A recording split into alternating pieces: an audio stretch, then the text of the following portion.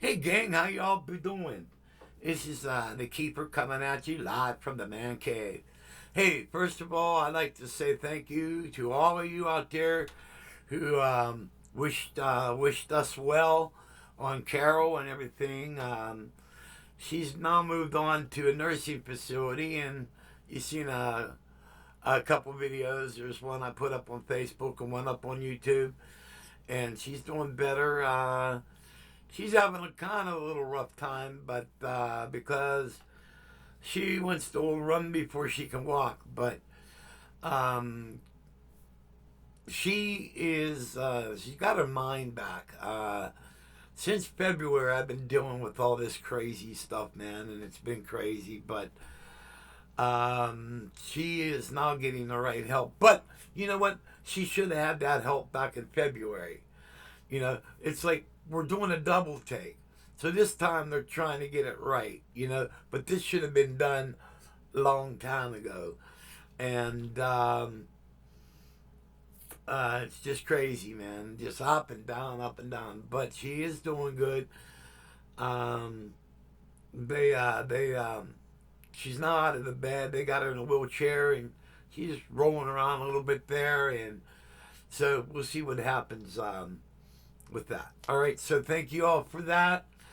And next, I'm going to tell you all about a video I posted. Let's go back to the 90s with House Arrest. If you haven't watched the video, you should watch it. It's a four-piece band, and I put this band together. And it's just, if you want to hear a really tight band, and I'm doing some really good keyboard work there. And if you watch the video, let me tell you a little bit about the keyboard system I was using. I used that particular setup all through the 90s. And let's go back a little bit. And I'm going to tell you, during the 80s, I was doing a lot of touring. I toured with the Vogues. I was a hired gun for Frankie Valli. I did a filming gig with Three Dog Night. Jimmy Greenspoon was supposed to be playing with them, but they had a last minute tour that took place, and at the time, Jimmy was working with Linda Ronstadt. So I had to fill in a 2-month period for Jimmy until he can come back with the band. And so I was doing a lot of this hired gun type of stuff. And the thing with doing that, it's cool and it's good money, but you're a robot, all right? Zero creativity. You have to play everything what's written. Well, during this whole period, in the back of my mind, I'm thinking like, I'm gonna put my own band together, and that way I can just do whatever I want on keyboards and just I through the whole time that's what I wanted to do. So when I got off the road, I ended up putting House Arrest together, and when you're like playing local, you go up the band. A lot of bands go up on stage and they'll play a song. Then there's a lot of dead air between songs, and very unprofessional. And so what I wanted to do is I wanted to shake up the Mondelli. And what I did was I did like a Paul Schaefer type of style type of thing. It was the first project where I was the leader of the project as a music director, and I did, and like all during the whole time I was playing, every time somebody requested a song that the band didn't do, I would write that down. And so when I put House Arrest together, our original set list was that book I had with all the requests. That so I figured, hey, you know what? If you base your repertoire upon what people's been requesting, you cannot help but be successful. And that was the formula for that band. And also, we worked out all the arrangements, and we were tight, and we would go from one song to another. And it was a really, really cool thing. We shook up the Mondelli. Because what I did was I brought back a road show to the Mondelli. I mean, so like when you go out in the club and expect just to hear your regular bar band, they were in for surprise, because we just kind of rocked it. And one song into another, and we did all type of cool things. And so I got a video I'm going to share with y'all. But first, let me tell you about the keyboard rig for that during the 90s. I was running 4 keyboards. I was running a Roland A30 as a controller, a Roland U20 keyboard, which I ran through a Leslie because it had a really good Hammond organ sound on that, and then a Korg X3 and a Mirage sampler. And then in my rack, I had modules. I had an MR3, a Korg MR3 with an RE1 editor, a Roland U220 module, and I MIDI'd those two together for my piano, all right? Then I had an Emax 2 sampler and a Matrix 1000. That was made by Oberheim, all right? And then I ran all that through a mixer, power amp, and a PD SB2 cabinet. Also, I used a Leslie, a small, it was an 825 Leslie that I added a top in. All right, so it was a customized Leslie. So that was the keyboard rig. Now I'm going to tell you about this particular video coming up. Now, this is the day of the gig, all right? So I woke up, had my coffee, made myself a cheese omelet, and I'm kicking back. And I went down into the cave. I own the building, all right? I went down into the studio part of that, and I was sitting at my keyboards, and I was thinking about something really cool to do. And so I sat down and I learned the beginning to Funeral for a Friend. And I'm thinking, well, what if I do that as an intro? And then I'll point to the drummer, and then he'll go, and then we'll go right into I Know a Little. And you'll get to see all this. But this was the day of the gig. So what I did was I sampled the beginning, the bells and the wind and all that stuff on the Emax. All right, so all the beginning sound effects for Funeral Friend, I sampled that, and then I charted the piano part for Funeral for a Friend. And I tell you what, I was tight because I rehearsed it for like an hour at home. Then we had to tear down all the gear and load it. All right, and when we got down to the gig, I told the guys I'm going to do something different before the song I Know a Little. And I says, when I look at you, Scott's the drummer, I says, just go into that beginning part of I Know a Little. And now when you watch the video, you'll see me. And you'll see me keep looking up at the Mirage. And what's up on the Mirage is the chord chart for the Funeral for a Friend. And so you'll watch. I was so nervous, man. I was like, what if I screw it up? What if I screw it up, And so I think it'll be pretty cool for you guys to check out. Also, watch that other video, going back to the 90s with Flight Risk. I think it's a pretty cool video. It's just, how you could just take a band, get everybody on the same page. And because we used to do the music rehearsals, then we'd have vocal rehearsals. And it was a band that hit on all cylinders. And we tore it up. We were playing them on Valley. We were doing 4 or 5, sometimes 6 nights a week with that band. And everybody wanted us. I put the band together. I booked it for the first month. And after the first month, I didn't have to book it anymore. People were calling me. So it was a really cool thing. Hope you guys enjoy it. And so here was good to this video. Let me show you guys this. All right. And let me see this. And here we go here. I am so good at saving us money on things we need. You do have a talent. I do have the money.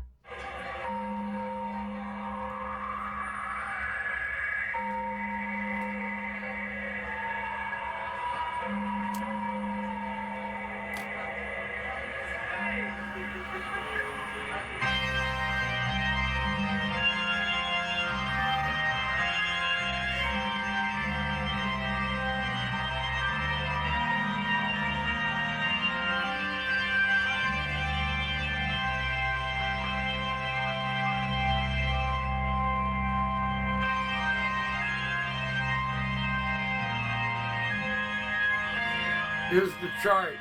See the chart?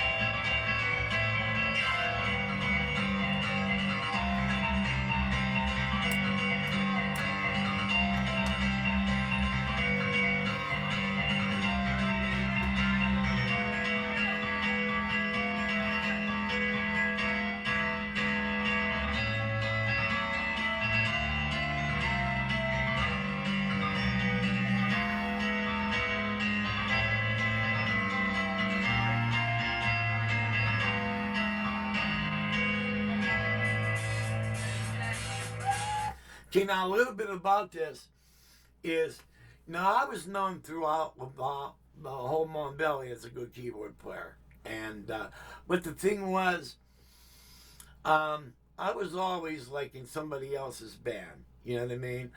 And this is the first band where I actually came out of my shell, and you know, because basically you're when you play in certain bands, the guitar players want to be all guitars, and they kind of want to look at keyboards as a rhythm instrument.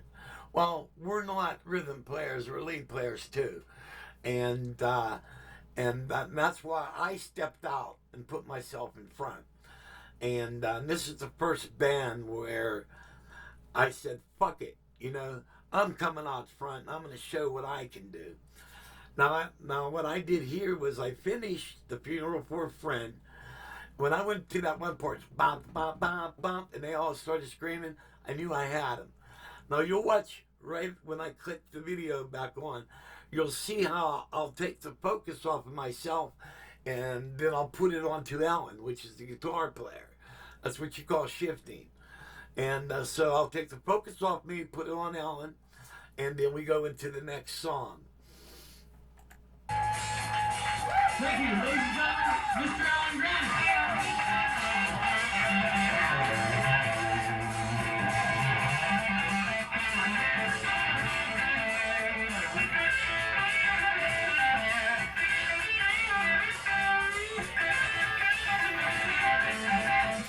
And what I wanted to do is, this was kind of the theme of the whole band. We would do intros where you really don't know what the hell we're doing. All right, and just like I says, Ellen, you're a great guitar player. Let's do something a little bit so you can show off your talent. Then we'll go into the song, and you'll see what we do. And I wrote this little part, and then that brings us into this song.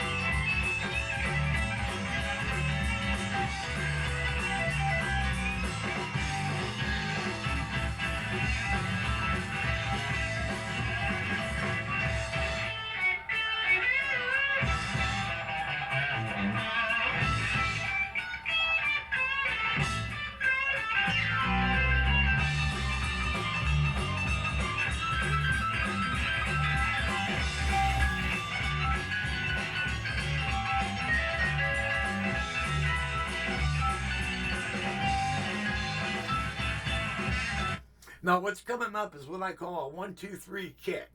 You'll see us do it. We'll do a bow, then you'll see a bow, bow, and then a bow, bow, bow. And these are these little tiny little things we would incorporate in the band. Here, it's coming right up. It's 1, 2, 3.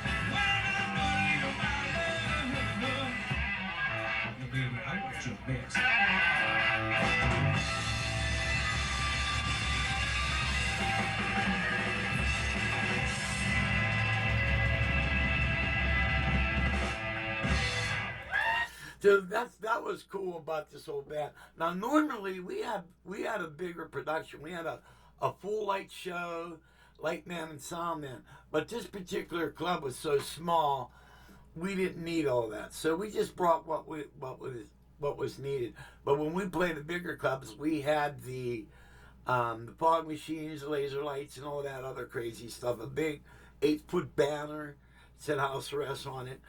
But that's you got to use what's required for the room. You know what I mean? So I hope you guys enjoy the video.